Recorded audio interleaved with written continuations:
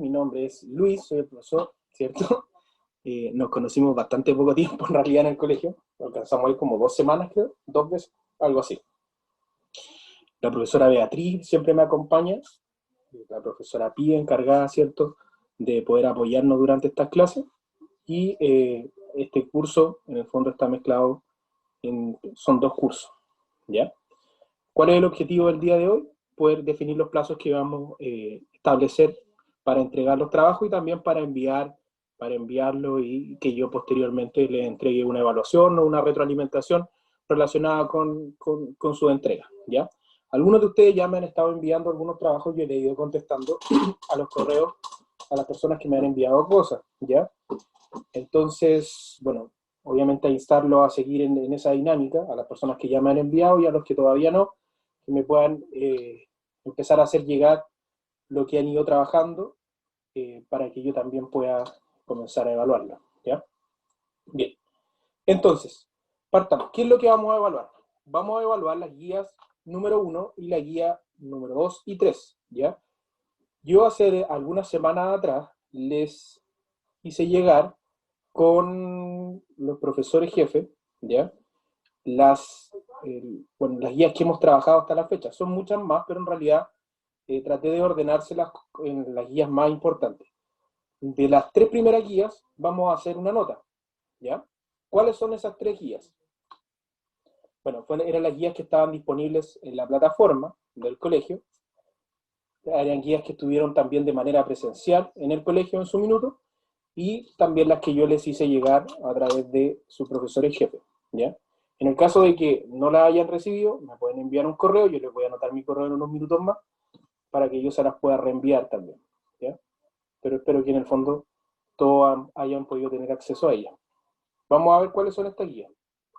Esta es la guía número 1, ¿ya? Y corresponde en el fondo a una guía de aprendizaje, que era como una guía compendio. Estuvimos viendo algunos contenidos, y de esos contenidos en el fondo se estructuró esta guía. ¿Qué tenía esta guía? Yo trabajé con ustedes en clases con esta. Hice también un video de esta guía, ya que también está disponible para poder descargarlo, ¿ya? ¿Qué tiene o qué explica básicamente? Contenidos básicos de argumentación relacionados con, por ejemplo, qué es la tesis, qué son los argumentos y cómo diferenciar entre tesis y argumento, ¿ya? Una tesis es una idea, algo que yo me propongo, ¿cierto? Defender si es que estoy a favor o en contra, y los argumentos son las razones que yo doy de por qué estoy a favor o en contra de lo que yo presenté, ¿ya? Por ejemplo, mi tesis sería la destrucción de la capa de ozono, ¿ya? Yo podría estar a favor o en contra de ella. Por ejemplo, ¿es correcto, está bien destruir la capa de ozono? O podría estar en contra. No es correcto destruir la capa de ozono. Esa sería mi tesis. Ahora, ¿por qué yo estoy de acuerdo? ¿Por qué no estoy de acuerdo? Serían los argumentos, ¿cierto? De eso se trata esta guía número 1. Explica un poco eso, ¿cierto? Hay algunos ejemplos, también hay un poco de contenido, ya, donde me explica exactamente lo que yo le acabo de contar ahora, más lo siguiente. Me dice que yo puedo argumentar de 3 formas. Primero, puedo argumentar a través de lo que yo he experimentado alguna vez. Yo eso se lo estuve contando con algunos videos, me acuerdo en esa clase. También puedo argumentar a través de lo que piensan otras personas o utilizar la opinión de los especialistas para validar mi tesis, o puedo ocupar, por ejemplo, la opinión de la mayoría, ¿ya? La última parte de lo que corresponde a una argumentación sería la conclusión, que en el fondo es cuando yo puedo como recapitular todo o sacar como, podría ser como una especie de resumen de los argumentos anteriores, o bien concluir algo nuevo, ¿ya? Una idea nueva. También se puede hacer eso. Nosotros estuvimos leyendo este texto, ya que hablaba sobre la libertad. Yo lo leí en clases y les expliqué más o menos, era de Michel Abate y hablaba sobre la libertad, ya de por qué somos o no somos libres. Aquí estaba la tesis, ¿cierto? Dice, el individuo solo es libre si puede desarrollar sus propias potencialidades, dice, y hablaba de eso. Después argumentaba por qué y concluía cuál era el derecho, o en el fondo, por qué significado tenía la libertad. Después, yo me recuerdo que estuvimos leyendo un poco del Bosque Animado, ¿ya? Que básicamente era la historia de un conejo, un oso y un lobo, bueno, y un hombre, obviamente, y donde estos animales estaban decidiendo si se comían o si mataban o no a don Manuel, ¿ya? Y bueno, ahí estuvimos conversando un poco de por qué era o no correcto que los animales se comieran o no se comieran a don Manuel. Ahí ustedes me dieron algunos argumentos, ¿cierto? Y estuvimos conversando con respecto a eso, ¿ya? Entonces, yo esperaría en el fondo, cuando que ustedes me pudieran enviar esta guía. Ya esta corresponde a la guía número 1. Es una guía que nosotros alcanzamos a trabajar acá, entonces, por lo tanto, deberíamos poder enviarla, ¿ya? Esta sería o correspondería a la guía número 1. ¿Ya? Después habían unas preguntas relacionadas con la misma, con el mismo texto y también las resolvimos en clase. Entonces, sería ideal, en el fondo, que pudiesen hacer llegar la guía lo más rápidamente posible, ¿ya? Bien. Esa sería la guía número 1. Vamos a ver entonces la guía número 2. La guía número 2 corresponde a lo que ustedes están viendo acá, ¿ya? Esta es la guía número 2. Dice argumentación, estructura, ¿ya? Esta es una guía en la cual yo también realicé un video de esta guía, también está disponible para que ustedes lo vean. ¿De qué se trata en el fondo? ¿Qué es lo que tienen que hacer ustedes? Ya. Primero, tengo que tratar de identificar cuál es la tesis de cada uno de los enunciados que me están presentando ahí. ¿Qué es un enunciado? Es ese fragmento, esa frase, esa oración que ustedes ven ahí, y de eso ustedes deberían poder sacar una tesis. ¿Cómo se hace eso? De la siguiente manera. Yo les voy a dar algunos ejemplos para que ustedes puedan como tener alguna idea también y no lo hagan así como por intuición nomás.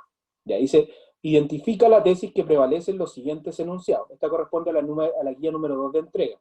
Dice, ¿cuál es el enunciado? ¿O cuál es la pregunta en el fondo? Dice, compra el nuevo Mazda. Tiene un motor que está muy probado y perfeccionado. A mí me ha dado un resultado extraordinario. Entonces yo debiese pensar, ¿cuál es la tesis? ¿Qué es lo que intentan hacer? Porque eso que tengo acá, tengo que pensar que son como los argumentos, ¿ya? Entonces, yo tengo que presentar cuál sería la idea que defiende. En este caso, la idea que defiende es que el motor del nuevo Mazda es muy bueno, ¿ya? Es algo muy simple.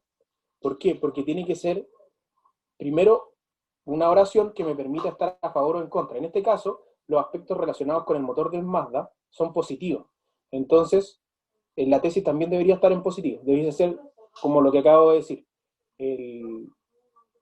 El motor del nuevo Mazda es muy bueno, ¿ya?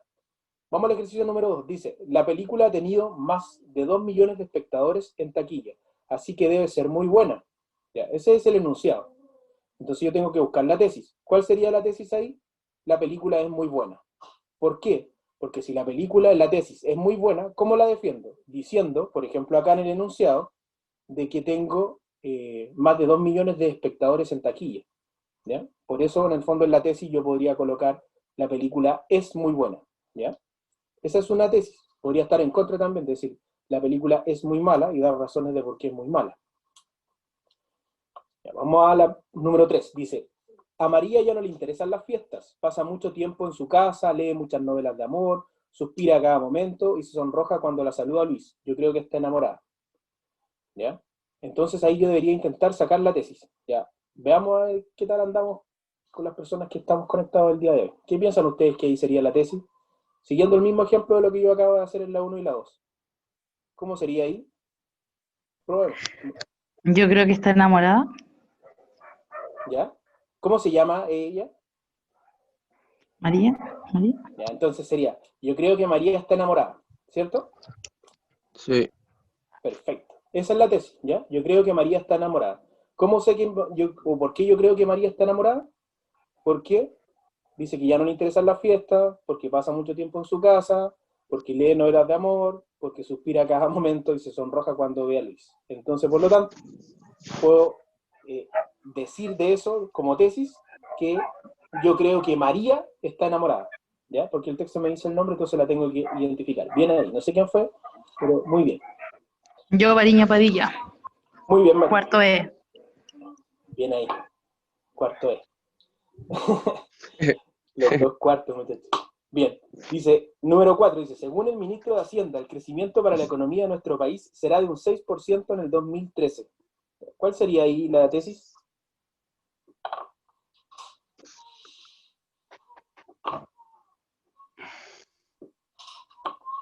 ¿Será de un 6%? Ya, eso Es un como la detalle. hipótesis que hace el ministro. Ya, el ministro me está diciendo en el fondo que él cree El que el país, crecimiento, ya, el crecimiento de la economía, ya, pongámoslo como, sí tiene relación con el crecimiento de la economía. Si el ministro a mí me dice que la economía va a crecer en un 6%, ese es el argumento que él me da, la economía va a crecer en un 6%. Entonces, ¿cuál sería la tesis del ministro para afirmar eso? ¿Por qué está afirmando que va a crecer un 6%? Tiene el dato, la estadística. ¿Qué podría sacar yo como tesis? Puedo sacar varias tesis ahí en realidad. Que Podría según decir, el ministro, sí, obvio, pero tendría que yo sacar, por ejemplo, una tesis positiva con respecto a eso, según lo que me están diciendo. ¿Ya? Por lo tanto, podría decir, por ejemplo, que la economía de nuestro país es muy positiva, o la economía de nuestro país va al alza, o cada día la economía de nuestro país crece, o se espera que la economía crezca mucho más. Ya podría sacar muchas tesis de eso, pero siempre que hable del incremento de esto, ¿ya? ¿Por qué? Porque el detalle o colocar el porcentaje implica ya estar hablando de los argumentos, entonces no deberían estar en la tesis. Ya, ojo con eso. La 5 dice, Russell, dice, además de ser un gran matemático, escribió ensayos sociopolíticos y filosóficos. Ramón y Cajal fue un gran científico y escritor literario. André, dice Malraux, fue arqueólogo y novelista. Esto nos demuestra que de qué forma pueden coexistir la vocación científica y la literaria. Ya este está un poco más difícil, pero yo podría agruparlos en lo siguiente. Me están dando muchos nombres de diferentes artistas, pero que tienen o que se han dedicado a diferentes ramas, ¿ya? No solamente al arte. Tengo gente que se ha dedicado al mundo de la matemática o al aspecto como más científico, y gente que ha ido más hacia el lado de lo humanista, ¿ya? ¿Qué podría yo sacar de ahí?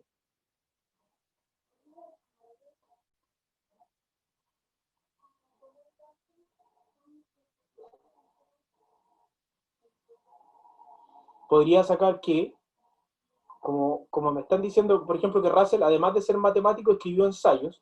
Me dice que tiene el área desarrollada de la matemática, pero también el área humanista. Pues me dice que Ramón y Cajal era un gran científico y además era un gran escritor.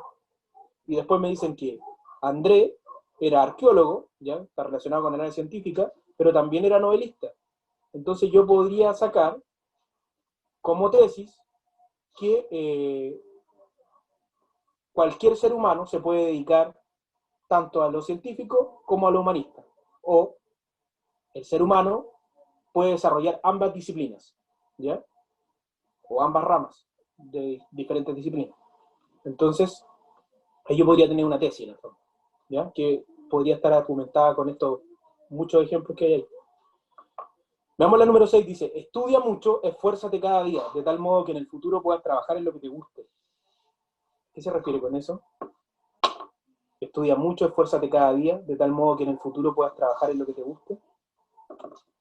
¿Cuál sería la tesis ahí? Si estoy diciendo que el que estudia mucho... Esforzarte. ¿Ya? ¿Sí? ¿Para qué me esfuerzo? que al esforzarse y al estudiar va a tener su resultado. Perfecto. ¿Ah? Esforzarse y estudiar tiene sus resultados. Podría ser una buena tesis. Esforzarse, por ejemplo, o simplemente dejarlo en esforzarse, dará buenos frutos, o dará frutos positivos. ¿Ya? Está bien. Bien ahí. Ya, eso sería, básicamente, esa es como la lógica de hacer ese ejercicio. Hay muchos ejemplos más abajo, pero es bajo la misma lógica. ¿Ya? Después, decía, Oscar dice ahí, un buen consejo para la vida. Muy buen consejo para la vida, real. Y ahí entró también Anaí. Hola, me dice. Hola, ¿cómo están? Hola a todos. Este es el ejercicio número 2 de la guía número 2 que ustedes tienen, y dice lo siguiente: a partir de la lectura del siguiente texto, desarrolla las actividades que se proponen. Y ahí hay un texto, ¿cierto? Y se proponen algunas actividades. ¿Cuáles son esas actividades? Dice tema, participante, modalidad, contexto. ¿Qué es lo que yo tengo que hacer con ese texto que está ahí?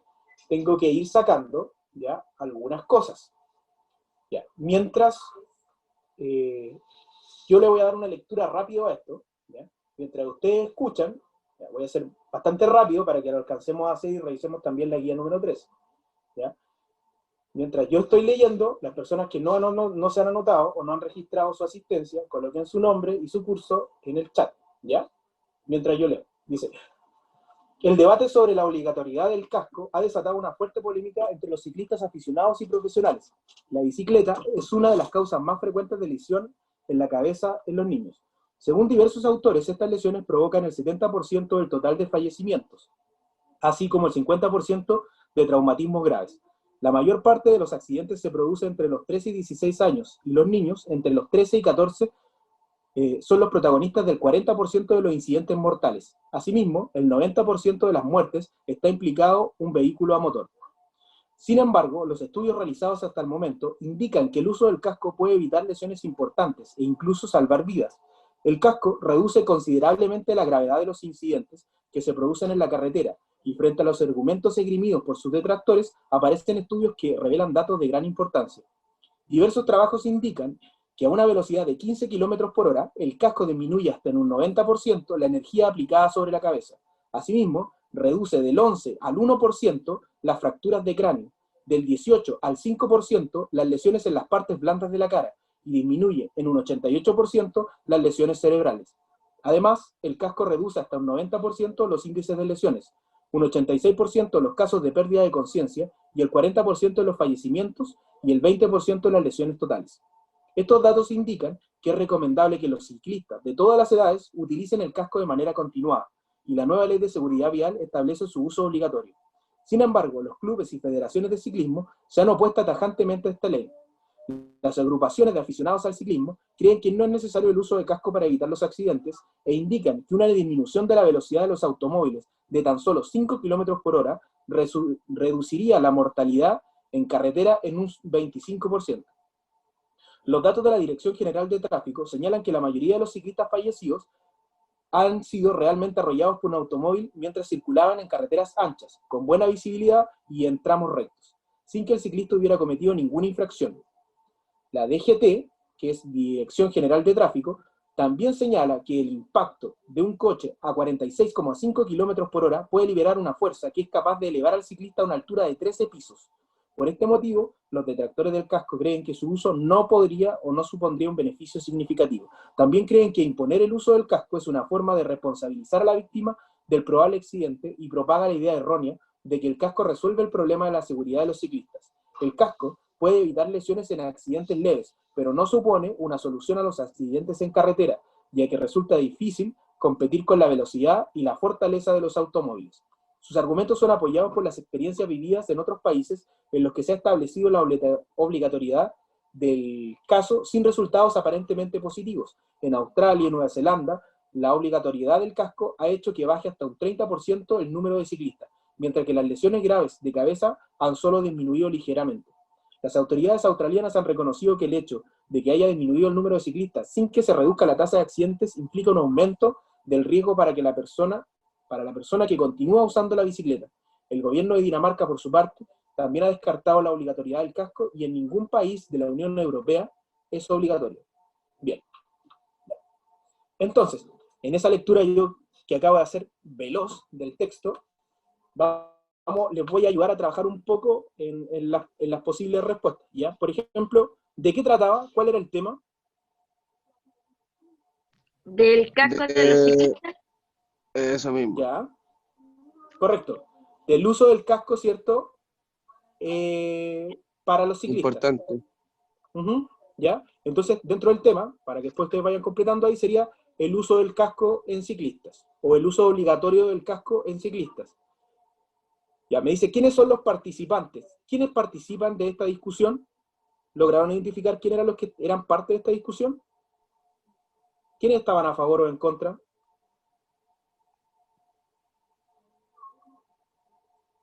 Ya, primero me decían que, ahí por si se les fue, dice que tengo muchos estudios, pero uno de los principales detractores de esto son las agrupaciones de aficionados al ciclismo. Miren, ahí lo menciona.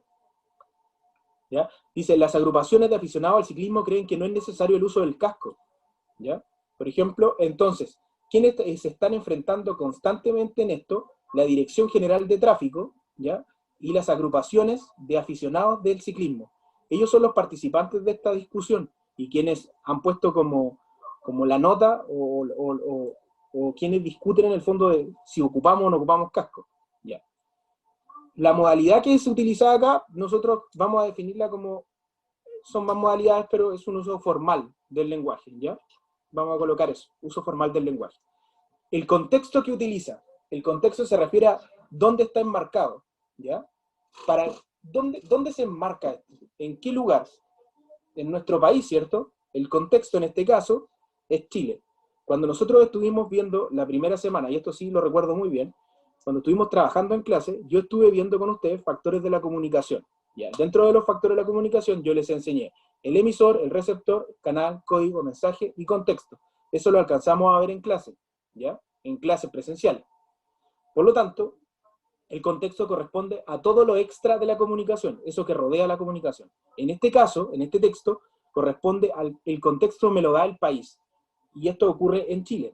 ¿Ya? Ese sería nuestro contexto. Bien. Dice, determina la estructura interna del texto. ¿Cuál sería la tesis? Acá. ¿El texto está a favor o en contra del uso del casco? Me da más aspectos, a ver, por decirlo de otra manera, me entrega más detalles con respecto a por qué debo usar el casco o me entrega más detalles de por qué no debo usar el casco. ¿Qué piensan ustedes? ¿Hacia dónde está más cargado esto? A A que deben favor de usar. usar el Está casco. más a favor, Está más a favor, ¿cierto? sí, Dice Oscar ahí, para está más a proteger favor. el cráneo de las personas. Ya, Esteban dice que para proteger, por ejemplo, el cráneo de las personas, efectivamente, en este caso nos entrega muchas más cosas positivas. Ya, por lo tanto, vamos a establecer que la tesis del texto tiene relación con debe ser obligatorio el uso del casco en ciclistas. ¿Ya? Esa es la tesis. El uso debe ser obligatorio en ciclistas, o el uso del casco debe ser obligatorio en ciclistas. ¿Cuáles son las bases? Las bases son en qué sustento yo mi idea, ¿ya? Y en este caso, en el texto, la idea está sustentada por distintos estudios, y tienen ahí, pero para elegir un montón. Cualquiera que coloquen de los que están nombrados arriba en cuanto a los porcentajes está correcto, porque explica, por ejemplo, en cuánto disminuyen, por ejemplo, las fracturas, en cuánto disminuyen los golpes en la cara, o en las partes blandas, que son las que en general más sufren cuando hay un golpe, por ejemplo, desprendimiento de nariz, de pómulo, entre otras cosas más, ¿cierto? Bueno, herida abrasiva, comúnmente, bueno, lo abrasivo es nombrado como esta rasmilladura, ¿ya? Pero rasmilladura importante, ¿ya? Eso está nombrado arriba y está nombrado con cifras, por lo tanto, sería lo correcto colocarlo dentro de las bases. ¿Cuáles son las garantías? Una garantía es lo que apoya la base, lo que yo acabo de decir. ¿Qué me entrega a mí como garantía que esto va a pasar? Y ahí tengo otra vez los estudios, porque los estudios dicen que si yo hago esto, o si yo ocupo el casco, Te voy a reduciré, cuidar tu cabeza. por ejemplo, tu garantía es que te va a cuidar, por ejemplo, va a proteger tu cabeza. ¿Ya? Esa es una garantía. ¿Ya? Si tú me haces caso, esto te va a pasar. Este es tu beneficio. Esa es una perfecta garantía. ¿Ya? Los respaldos. ¿Quién me respalda a mí? En el caso como es positivo acá lo que se está presentando, está respaldado por la Dirección General de Tránsito. ¿Ya? Ese es como el respaldo que tiene esto. De ahí son los estudios. Bien.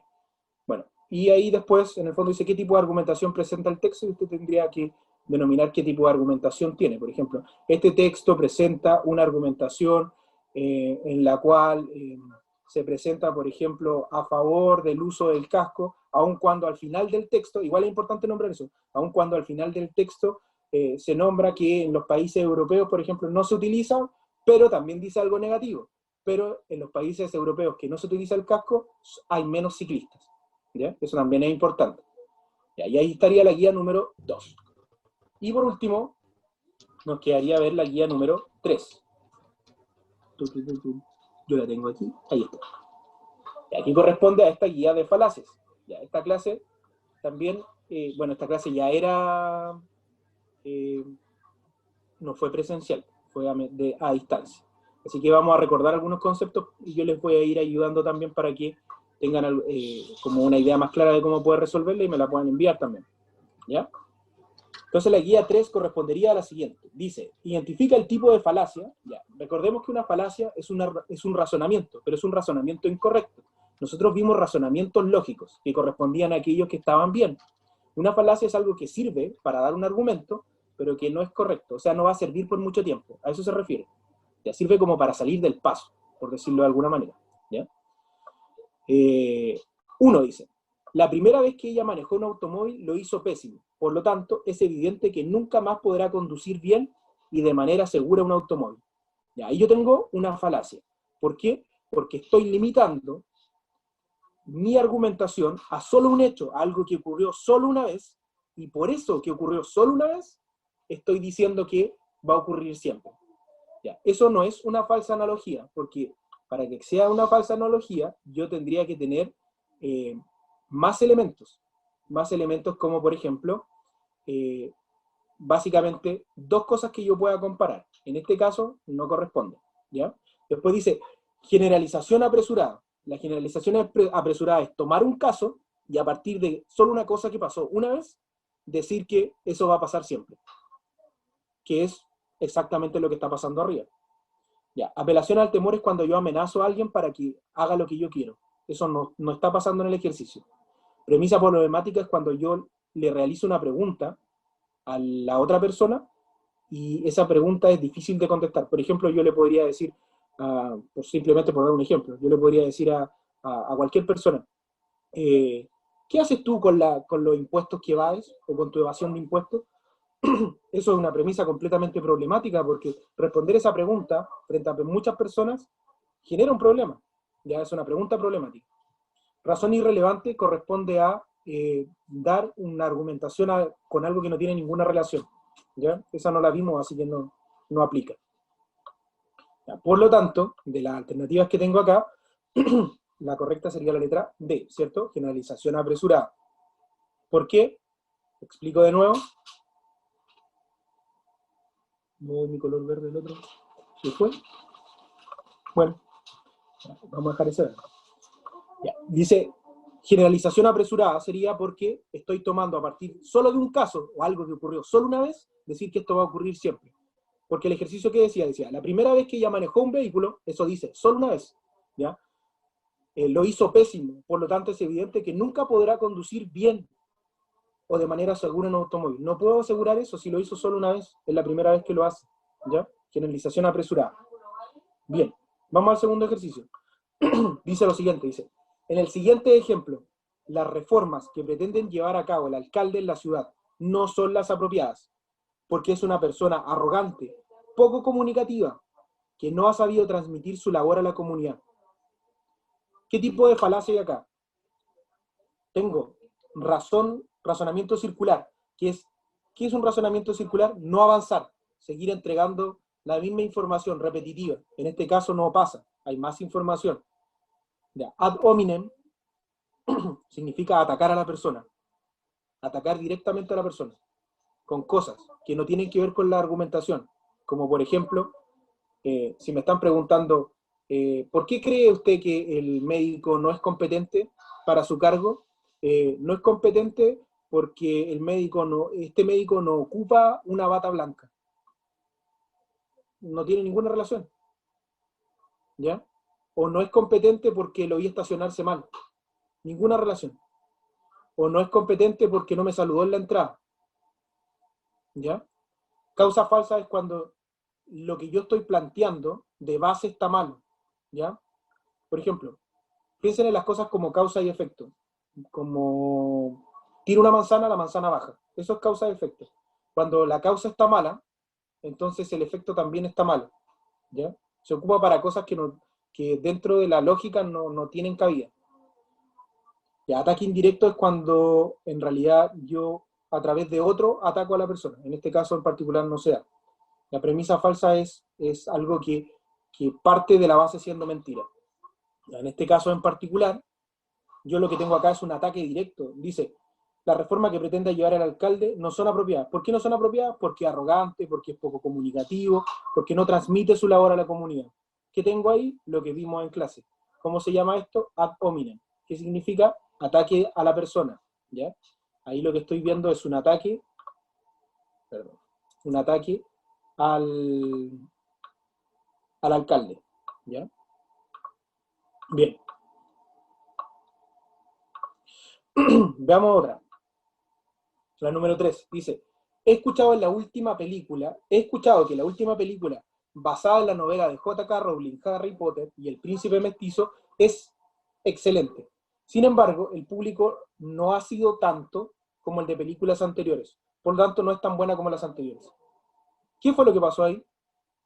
Tengo ataque indirecto, tengo circularidad, apelación a la popularidad, falsa apelación a la autoridad. ¿Cuál es el criterio que se utilizó ahí o está mal utilizado? Yo les voy a ayudar, por ejemplo, eliminando algunos. ¿Ya? Por ejemplo, no tenemos apelación a la élite. ¿Ya? Eso no existe, además que no lo vimos, así que no lo vamos a ocupar. No hay ataque indirecto, tampoco.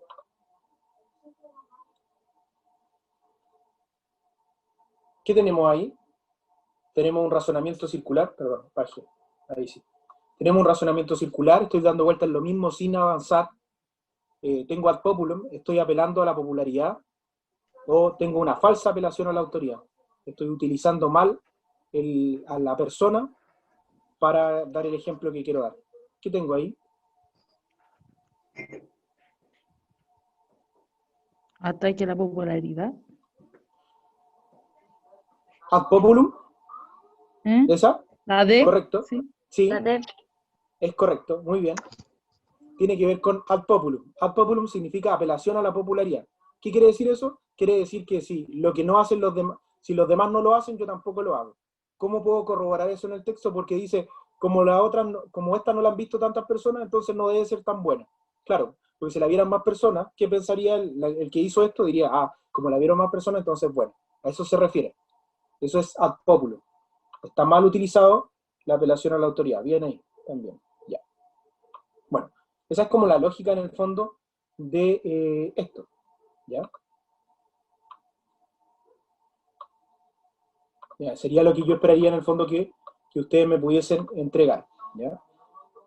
Pueden hacerlo así mismo como lo acabo de hacer yo, ¿ya? O pueden simplemente marcar la alternativa que ustedes consideran correcta con negrita. No, a mí me es indiferente, ¿ya?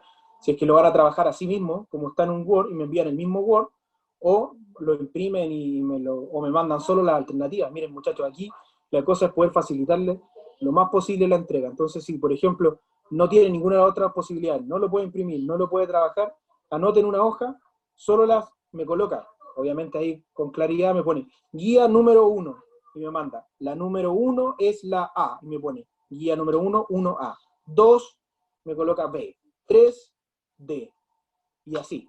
Me las va anotando hacia abajo y me manda la foto del trabajo que hizo. ¿Ya? También me sirve. ¿Ya? Lo importante es que yo tenga evidencia del trabajo que ustedes han ido realizando. ¿Ya? Bueno, y la guía sigue así y son más ejercicios. ¿Ya? Les voy a ir al último, que contempla lo siguiente. Dice, práctica, a partir de los temas propuestos, asuma una postura a partir de ella elabore una argumentación, que plantee dos argumentos distintos y que posea, dice, todos los elementos de la estructura interna. ¿Ya? Recuerda la importancia de la introducción. La estructura interna tenemos introducción, desarrollo y conclusión. ¿Ya? Pero en argumentación sería tesis, base, garantía y respaldo, ¿cierto? Esa sería nuestra estructura. Entonces, ¿cuál sería la tesis? La tesis ya me la dieron. Está ahí. Por ejemplo, si yo quiero trabajar con el consumo de drogas en la sociedad contemporánea, ¿cuál es la tesis? La tesis sería a favor o en contra. El consumo de drogas en la sociedad contemporánea la destruye, o es poco beneficioso, o es malo, ¿ya? O es bueno, no sé, depende de cómo usted quiera argumentarlo, ¿ya? Ahí tendríamos la tesis, ¿ya? ¿Qué cosas tengo para eso? Por ejemplo, las bases, ¿qué me ayudan para decir que estoy en contra, por ejemplo, que me parece malo? Y ahí puedo dar, por ejemplo, mi experiencia, puedo contar cosas que haya buscado, ¿ya? Información que tenga o que sepa por distintas razones, etc. ¿Ya? ¿Qué garantía Profesor, entrego? Dígame. pero esto va, uno tiene que poner el consumo, ¿eso es personal? Esto es como una argumentación de uno. Claro, esta es una argumentación tuya, lo que tú crees, ¿ya? Tú Ya, puedes, por perfecto. ejemplo, leer algo, buscar algo en internet y decirme, mira, ¿sabes qué, profe? Yo leí acá y me di cuenta que, en realidad, voy a hablar con por ejemplo, la inequidad es un problema que no está resuelto en Chile, ya, no es equitativo el país. ¿Por qué no es equitativo? Mire, yo estuve leyendo y resulta que me di cuenta que está mal distribuido esto, debiese mejorar de este aspecto, a lo mejor eh, debieran haber más oportunidades para hacer estas otras cosas, o para los estudios, o debiesen haber más becas, no sé, lo que tú pienses, de acuerdo a lo que tú crees también. Esto Como aquí miren, personal. claro, es personal, aquí lo importante es que no hay argumentación mala, ya siempre y cuando cumpla con los pasos, con que tenga la tesis, con que dé las bases, con que entregue una garantía de por qué lo que estás diciendo va a resultar, con que des un respaldo, ya algo en que respalde lo que tú estás diciendo, y con que hagas la Ya. conclusión, no debería estar malo, ¿ya? Estas son cosas que son, en el fondo, son personales, pero también nos ayudan a ir también argumentando y estructurando ideas de nosotros para aprender a plantearlas o hacerlas visibles a los demás. ¿Ya? Ya, entonces, Ya. para ir Gracias. finalizando, no, nada. Para ir finalizando, entonces, esas serían las 3 guías. Yo, ¿para qué necesito que ustedes me entreguen las 3 guías? Para lo siguiente, ¿ya? Para que yo los pueda evaluar, ¿ya? De la suma de esas 3 guías, les voy a sacar una nota, ¿ya? Y la nota nos va a servir para que, en el fondo, bueno, en realidad son con porcentajes de logro, ¿ya? Y de acuerdo a ese porcentaje